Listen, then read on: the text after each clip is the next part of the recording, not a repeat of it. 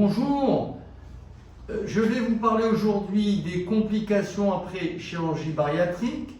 Il est clair que la chirurgie bariatrique n'est pas du tout une chirurgie esthétique.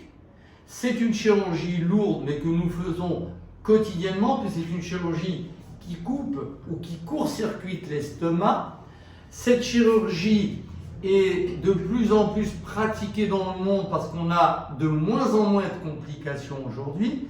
Et on a de moins en moins de complications parce que les patients sont compliants et connaissent les moyens préventifs de prévenir les complications.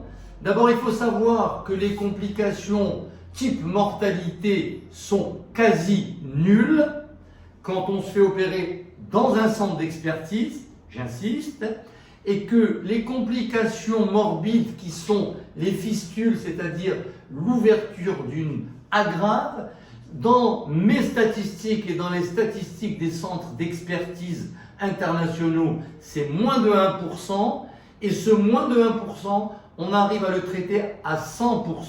Alors, c'est quoi la complication? C'est l'aggrave qui s'ouvre, ça se guérit à 100%, soit par un encollage que nous faisons par fibroscopie, soit par une reprise de la célioscopie pour remettre l'aggrave.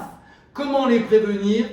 On s'efforce de dire à nos patients d'arrêter de fumer 1 mois avant l'opération, d'être traités de leur apnée du sommeil 20 jours à 1 mois avant l'opération, de se faire opérer à un moment où le diabète est équilibré, et pour cela, on le sait grâce à un dosage de l'hémoglobine glyquée, en arabe ça s'appelle l'khzen.